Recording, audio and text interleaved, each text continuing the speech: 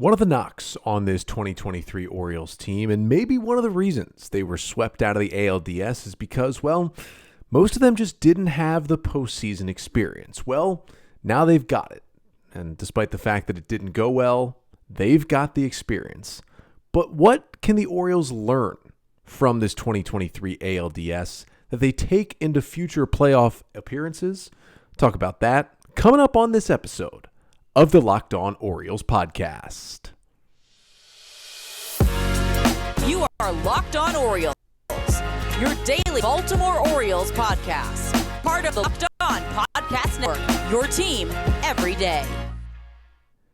Hey there, Orioles fans. Today is Thursday, October 12th, 2023, and welcome back into the Locked On Orioles podcast, part of the Locked On Podcast Network, your team every day. As always, I'm your host, Connor Newcomb. And coming up on today's episode, we're taking another look back at the Orioles' disappointing end to their season, swept by the Texas Rangers in 3 games in the ALDS, and trying to look at, what will the Orioles learn from this series? 3 things they could take away having to do with potential offseason spending, what the Orioles have in pitching depth, and just a reality about the Major League Baseball postseason. But that's all coming up on this episode of the Locked On Orioles podcast, which is brought to you by Sleeper. Swing for the fences on Sleeper picks, and you could win up to 100 times your money. Download the Sleeper app and use promo code Locked On, and you'll get up to a $100 match on your first deposit. Terms and conditions apply. See Sleeper's terms of use for details, currently operational in over 30 states. Check out Sleeper today. So, for the first time since the season started all the way back on March 30th, I don't have a game to recap. And I don't have a game that I know is coming up in the near future to recap either. It's a weird feeling, right? Now, I've done plenty of mailbag episodes and other pods coming off of an Orioles off day throughout the regular season, and had a whole week last week of the Orioles being off, getting the bye into the ALDS. But this is different. This is off season, but not off season, right? The Orioles season is done, but a lot of other teams are still playing, and the playoffs are still going on, and the O's can't really make off-season moves yet, so you're kind of in this in-between phase. And I've done a lot of this because the first 3 years I hosted this podcast, the Orioles were not in the postseason at all, so this is, the deepest they've played into the year. But it still does hurt that the Orioles were swept by the Texas Rangers in the ALDS after 101 wins, best record in the American League in the regular season. Orioles did not win a postseason game and were simply severely outplayed by the Rangers, who advanced to the ALCS now to officially take on the Astros, who beat the Twins 3-2 on Wednesday in Game 4 to win that series against Minnesota, a little Texas AL West matchup in the ALCS. And so, looking at what happened to the Orioles, a lot of people are going to talk about narratives, about what this team wasn't ready for, the lights were too bright, they were overrated, whatever it may be. But I think what we should really focus on is what can the Orioles learn from this experience? Not just the fact that they got swept, right? They didn't win a playoff game. It was an upset. But also just from their first postseason experience. As I talked about, on the Orioles postseason roster, 26 players, only 6 of those guys had ever played in the playoffs before. And a lot of those guys who had, the Jacob Webbs, the Kyle Gibsons, the Jack Flahertys, the Aaron Hicks of the world, there's a good chance most of those guys are not even back on the 2024 Orioles. James McCann will most likely be back with the O's next year. He has 7 postseason plate appearances. Adam Frazier, probably not back. Kyle Gibson, maybe not back. Jacob Webb, maybe not back. Jack Flaherty, definitely not back. We'll see on Aaron Hicks. There's a potential that only one of those 6 guys is even on the 2024 Orioles. So, not a lot of postseason experience, right? So what did they learn, and what could the Orioles as a whole learn from this experience? Now, the individual players certainly learned things about how to prepare for a postseason game, but it's also the team, the organization in general. And I got 3 things I'm going to go through, what the Orioles can learn from their ALDS sweep. Let's start with number 1. I think one thing they can learn, specifically the front office, John Angelos, Mike Elias, and others, spending money on your baseball team can be good. As we know, the Orioles have not spent money. 29th in payroll this year, estimated by FanGraphs at about $66 million. Only the Oakland Athletics were below the Orioles in payroll this year. And yes, they did win 101 games with that low payroll. That is impressive. But you're still just holding yourself back by not spending even close to what the average Major League Baseball team is spending. And if the words of John Angelos throughout this season, including in that piece in the New York Times, are any indication, payroll's certainly going to go up. It just kind of has to, but seemingly it won't significantly to where the Orioles are even like in the top half of Major League Baseball, let alone even the top 20 in Major League Baseball spending. They're 29th right now. I mean, do you see them getting any higher than like 25th in the next couple of years? I'm not even sure at this point for the Orioles. The Texas Rangers, on the other hand, 8th in payroll this season, a $214 million payroll. Now, let me start this out by saying the Orioles do not have to spend like the Rangers. The Orioles really haven't since the 90s spent like the Rangers. When in the late 90s, Orioles were in top 5 in Major League Baseball payroll for a couple years, and in 1998 to start the season, they had the highest opening day payroll. So the Orioles have done it before under more so of the Peter Angelos tutelage than the John Angelos ownership, but still they've done it before. And even somewhat recently, I mean, the Orioles were up to $161 million in 2017. That was, right around the top 10 in baseball in payroll, and they've done it in the somewhat recent past as well. And they don't have to do what Texas did. I'm not asking the Orioles to jump from 66 to 200 million right now. Maybe one day, hopefully, that would be awesome. Probably going to take a different ownership group. But even with Angelos here, I'm not saying you have to go to 200 million. It's actually really hard sometimes to add $140 million in payroll for just 1 year at one time. Like, that's going to take a lot of moves. They gave out, the Texas Rangers did, $325 million over 10 years to Corey Seager. Certainly working out, but it's a big contract. 7 years, $175 million to Marcus Semien, working out. 5 years, $185 million this offseason to Jacob deGrom, not working out as much. And there's other guys they've paid, John Gray's, they're taking on the Max Scherzer contract. They've got a lot of free agents on that team. But, you look at who is left in the postseason and who has won the World Series recently, and there is certainly a trend. I mean, who is heading to the championship series, right? You got the Texas Rangers, 8th in payroll this year. You got the Houston Astros, 10th in payroll this year. You've presumably got the Philadelphia Phillies after taking a 2-1 lead, 4th in payroll. And even if it is the Braves, they're up there in the top 10 as well. And then it looks like the Arizona Diamondbacks, 20th in payroll. They're going to be in there as well. Yeah, they're a little further down, but still at $124 million. They're still almost double the payroll that the Orioles have. So if the O's even want to get to Diamondbacks level, you got to do some spending. Still. Look at the World Series winners. Last year, Houston, team that spends. 2021, Atlanta, they spend. 2020, the Dodgers, they spend. 2019, the Nationals, you can make fun of them, but they spent their money to put together that team. 2018, the Red Sox, they don't anymore, but back then when they won, they spent. 2017, the Astros, team that spends. 2016, the Chicago Cubs, they spend. The aberration, you got to go all the way back to the 2015 Royals, who were still 17th in payroll that year. Like, yeah, they're not a big spender, but it's not like they were 29th like the Orioles. They were 17th. You got to spend money to win a World Series. That is what baseball is telling you right now. And the Orioles can do these amazing things and win 101 games, and that's great. But you need some other guys to get you over the hump. And again, it doesn't need to be $200 million in one season, but can we at least maybe get over $100 million? Like, yes, the Orioles payroll will go up because just in general, there will be arbitration raises and some guys will hit arbitration. So the payroll will go up from $66 million. But perhaps some bigger free agents get you at least over $100 million, at least into like the competitive range. Again, the O's were in the 130s to 150s during most of the Buck Showalter, Dan Duquette era. Why can't they do that now? It's crazy to think that if they doubled their current payroll, they still wouldn't be kind of where they sat late in the Buck era. Like, they can spend a lot more money. The Angelos family is worth $2 billion. They've got the money, and they've certainly spent it in the recent past. And if you're looking at this Texas team, which was built mostly by spending, but they do have some good young players, Adolis Garcia and, a guy like Evan Carter, they are still on, their rookie contracts and making the league minimum and still helping this team, certainly. But they got some big names that they went out and spent for, and they're helping this team too.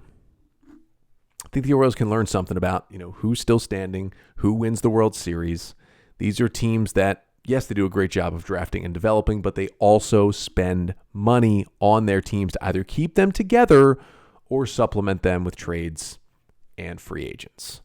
But it's not just about the spending, right? Because as we've seen from teams like the Mets this year, the Padres to a lesser extent, they were very unlucky this year, and others, it's not just about the money. It's not just about spending the money. It's also about spending it smartly and spending it right, because some teams spend it wrong and it goes all downhill.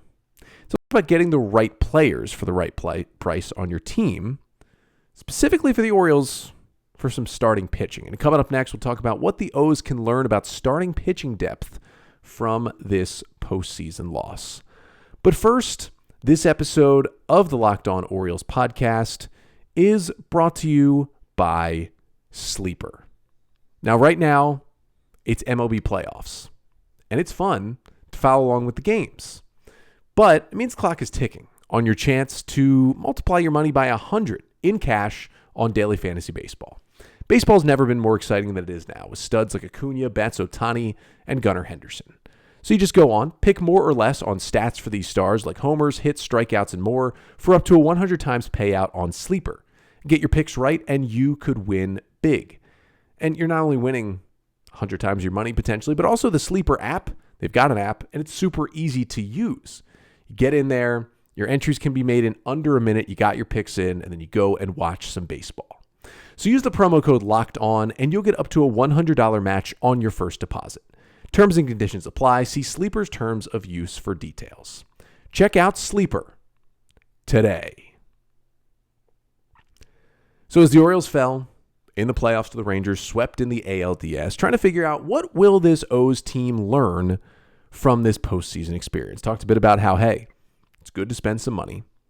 And I would say the second thing they can learn is you need some experienced starting pitchers and starting pitching depth as well to not just get through an entire season, but get through a postseason. And the Orioles, if you remember all the way back to spring training 2023, they had more depth than they had really ever had. I mean, they went into spring training with basically 12 starting pitching options for 5 rotation spots. Now, you could argue not a lot of those 12 options were great major league options. And again, that is certainly an argument. Some of those guys like Austin Voth and Spencer Watkins were never truly set up to really help this Orioles team, especially as a starting pitcher this year. But when you really look through what the Orioles had by the end of the season, it was just a lack of depth. Yes, they had Kyle Bradish and Grayson Rodriguez, who finished the season strong. Yes, they had Dean Kramer, who was solid for most of the year and better in the second half. But as we saw from Rodriguez and Kramer, there's no guarantees. Both of them were terrible in games 2 and 3 in their postseason starts.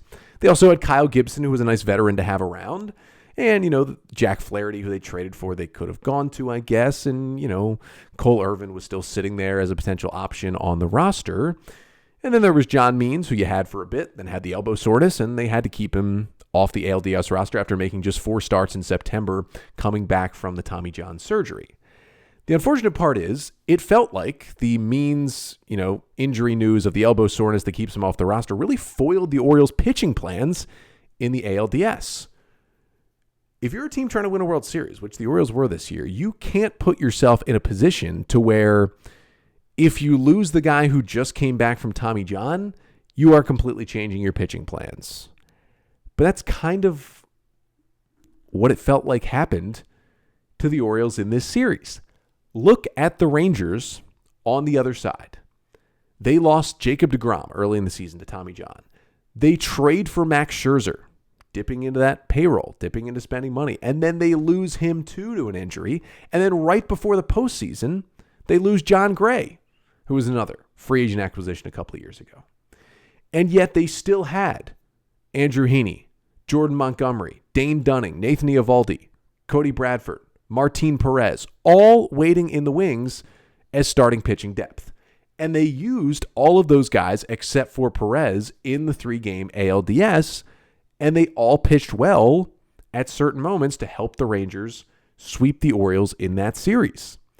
Now, it's going to be hard to get as much depth as the Rangers had because they had 2 Hall of Famers on this team and then a bunch of more good starting pitchers. But it's not too much to ask to at least get some adults in the room for the Orioles. Again, yes, the O's had pitching depth, right? They did have Cole Irvin, and they did have Jack Flaherty, and they did have John Means coming back. But sometimes your depth can't be Cole Irvin. It's got to be better than that. It's got to be someone who has the postseason experience, who's done it before, who's been around the block, and can step up for you when you need it.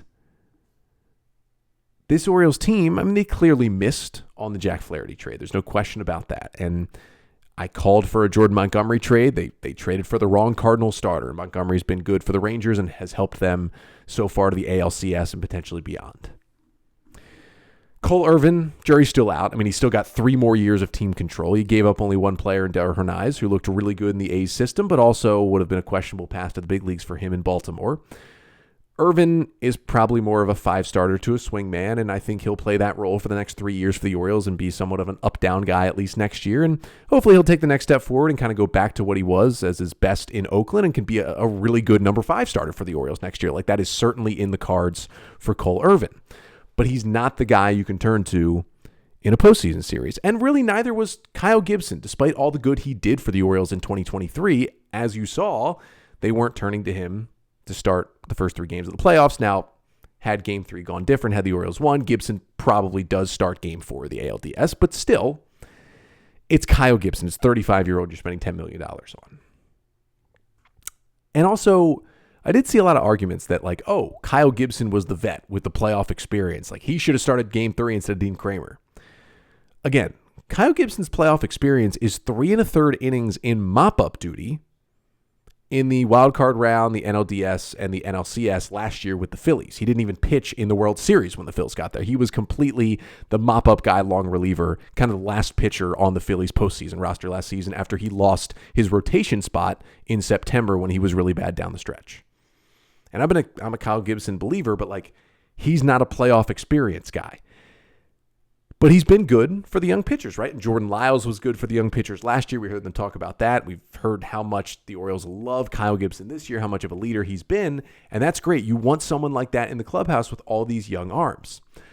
But it is time to step up to the next level and have that guy you bring in, that veteran starter you bring in, not only be the guy who can lead those young pitchers, but is also good enough that you can easily turn to in a postseason series. And some of the names that are going to be available in free agency, Aaron Nola, Sonny Gray, Jordan Montgomery this offseason, all guys who I would love for the Orioles to pursue to add to this rotation. It certainly feels like they need to add at least one good starting pitcher to this team heading into 2024.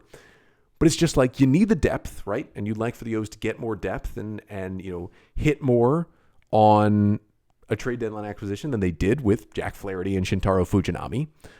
But also, it's better to build that depth in the offseason. Get that depth for the entire year instead of just the final 2 months after the trade deadline. And these guys that are out there, they've got the money to spend. Go spend it and get an adult in the room who's been in the postseason and can be at least a number 2 or 3 guy for you. Jordan Lyles was nice. Kyle Gibson was nice. This playoff series has shown the Orioles need to go to the next level when acquiring that next starting pitcher in free agency. But I think there's one more thing the Orioles can learn from this series, and it's not as in-depth as the other 2 things. It's more about what postseason baseball is really like for this team. We'll get to that to finish off the pod coming up next. But first, this episode of the Locked On Orioles podcast is also brought to you by Jase Medical. Now, what is Jase Medical? Well, first of all, it's very, very simple. You go online, you fill out a form, and then you get a prescription life-saving medication sent right to your door. Their top product, it's called the Jase Case. And the Jase Case gives you peace of mind so that you're not just hoping that you have access to medication in an emergency. Jase Medical makes sure you have the medication in hand. And you can get $20 off these life-saving antibiotics today from Jase Medical by using code LOCKEDON at checkout on jasemedical.com. That's JASE Medical.com.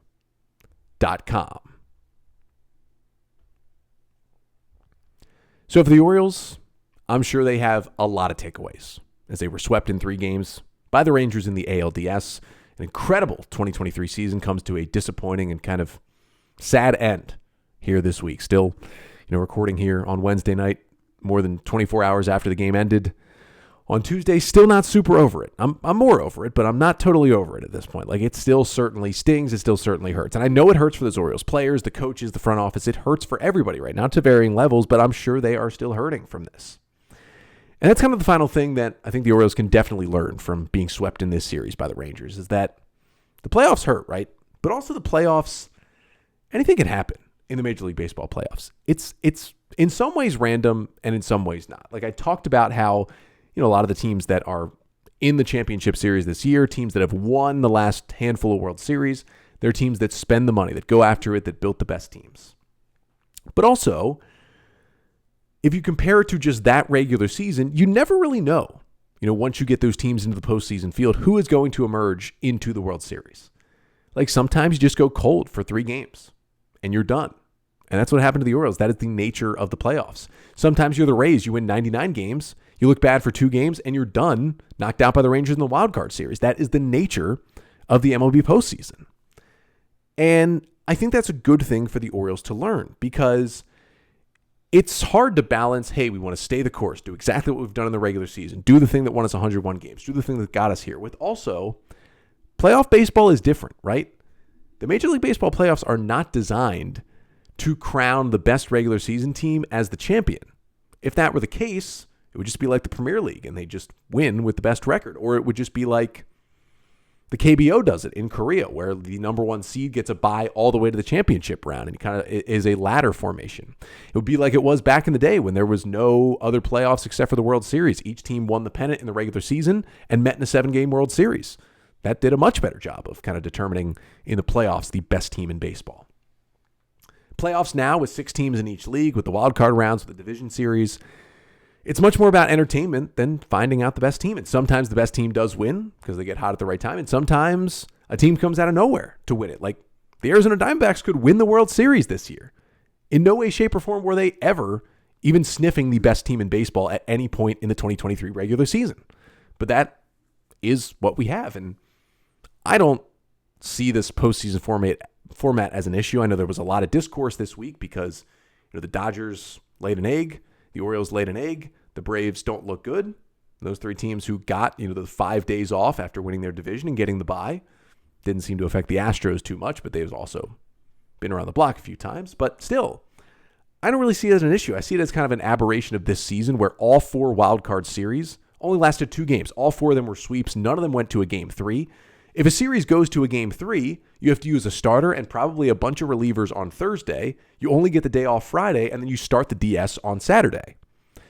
I think in that case, when series go 3, I think we're looking at a completely different picture, I should say. Your pitchers are not as rested coming out of the wild card series.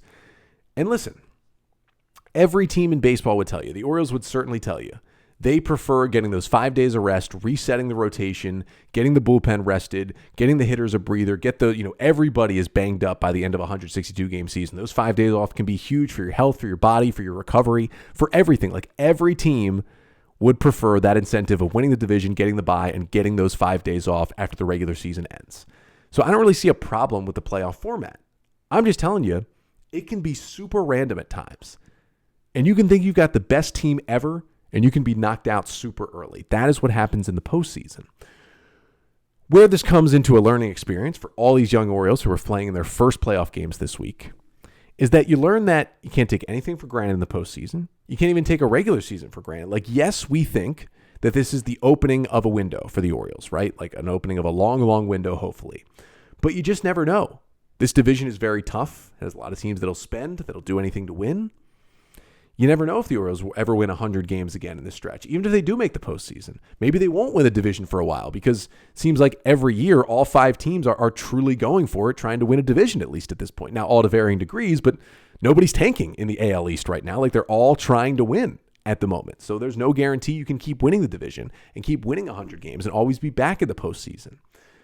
So it's learning to savor those moments, learning that nothing is taken for granted, and learning that things happen in the postseason. So on one side, you got to be ready to just accept when things happen. And on the other side, you have to be the aggressor and sometimes make different decisions in the playoffs to force the issue, because the 162 games does a great job of determining who are the best teams. The shortened postseason series determines who's hot, who's entertaining, who's riding the coattails of a couple of guys right now and playing their way through October. And that's a different thing to learn about. It's a different feeling. I'm not at all going to say, the O's weren't ready. They cracked under pressure. They choked, whatever it may be. No, I just think they hadn't experienced it yet. And you can say, and I said this a lot, the O's are playing with house money. The Orioles don't know any better. They're so young. But the playoffs are different. And I think that's maybe the top thing they came away with is realizing in those 3 games, like, hey, that felt different. We got to bring a different energy to the postseason. It is a little bit of a different feeling. And hopefully, when they get back to that postseason in 2024, the Orioles will now be ready. They will learn from their mistakes. They'll be ready to make a playoff run this time next year, but doesn't make it sting any less from how the O's were knocked out in 2023. But that'll do it for today's episode. Thank you so much for tuning in. Make sure to subscribe wherever you listen to the podcast. Rate and review on Apple Podcasts if you can. Really, really helps out the pod. 5-star rating if you would so choose. And then make sure to like, comment, and subscribe to the Locked On Orioles YouTube page. Got over 5,000 subscribers. Thank you all for that. We'll be doing a giveaway shortly on the podcast. Because of that, all you have to do is be subscribed to Locked On Orioles on YouTube to win that Orioles giveaway. So make sure and do that. And I really just wanted to thank all of you, right? Like I did this on Twitter on Wednesday, but wanted to do it here on the pod as well. Like this podcast, for a while there, I took over in January of 2020. The Orioles were terrible. There wasn't a baseball season until July of that year. The Orioles were bad. The Orioles were really bad in 21. And, in May and June of 2022, I was definitely considering giving up this podcast. It is not my full-time job, although I wish it was. It can be tough to do it sometimes, and especially with the team being bad and just continuing to lose games. I wasn't seeing the growth and really wasn't getting out of the pod what I was putting into it. And then the O's went on the 10-game winning streak last year, and then they got into playoff position, and then they were in a race for the postseason in August and September. And it kind of rejuvenated me in this podcast, but nothing has been like the 2023 season has been. The growth this podcast has been through, got these nice graphics here on YouTube, up to over 5,000 subscribers, have, almost combined about 10,000 daily listeners and viewers on the podcast every single day. I mean, it's been incredible to see that Orioles fans, the Orioles fans, have enjoyed this podcast, have liked this content, followed along on Twitter. Yes, I know I've gotten in arguments with many people on the internet about the Orioles, and I know that's probably created maybe not some enemies, but some people that aren't too much of a fan of me, and that's okay. And on the flip side, I know I've made some friends throughout just hosting this podcast and meeting the listeners and meeting the viewers. So it is a huge thank you to you all who have just kind of brought the joy back of hosting this. Like, again, this time last year, like, I didn't know, what I wanted to do with this podcast. Now I know that, many of you know this is not my full-time job. I work a 9 to 5, and I still host this podcast 5 days a week. Really, that is thanks to all of you, because you still want the content. You still subscribe to it. You still listen. You still provide feedback. You still provide great comments. It's got some great words on Twitter on Wednesday as well. Like, I just want to thank you all for listening in, for watching all season, whether you've been here for 3 years, whether you just found the podcast last week before the postseason, whatever it may be. Thank you so much. You all are the reason that I do this. You all are the reason I love to do this, and I will continue to do this throughout the postseason, throughout the offseason. We're still going daily, probably through November, talking all things Orioles, breaking down 2023, what went right, what went wrong, how the players did, previewing the offseason, getting to the trades, the free agency, all of it, leading up to spring training 2024, and we keep it going for hopefully another great 2024 season. But thank you all for tuning in this season. It has been an amazing, amazing ride on the podcast. I hope I've given great recaps, great analysis, given you the news on the Orioles, everything you need to know. Listen, I don't have a chance to go as long form on this podcast, right, and dive really deep into some things that actually do interest me with this team. But sometimes I just don't have the time because, I'm talking about mostly the game the night before, right? And I get to do a little more of that kind of stuff in the off season when there's not games to talk about. But it's a different kind of podcast, and I feel like it's found its niche, and nobody else out there is doing daily Orioles podcast. Thank you all for finding this one, for supporting this one, for supporting me. I owe it all to you, the viewers and the listeners, for, despite a disappointing end, an incredible 2023 season, not just on the pod, but for the Orioles in general. And coming up tomorrow on a Friday episode to finish out the week, going to look back a little bit more fondly on the 2023 season. We've been doom and gloom enough this week after the postseason exit. Let's talk about the memories of 2023. What will you remember, and what will I remember from the Orioles 2023 season? Now, I want y'all to help me out, though. In the comments here on YouTube, leave the one thing, whether it's a game, a play, a statistic, a moment, a player, whatever it may be. What is the one thing you know you'll remember from the 2023 Orioles season? Put it in the YouTube comments. I'll talk about some of them coming up on tomorrow's episode. But until then, I'm Connor Newcomb, and this has been the Locked On Orioles podcast, part of the Locked On Podcast Network. Your team every day.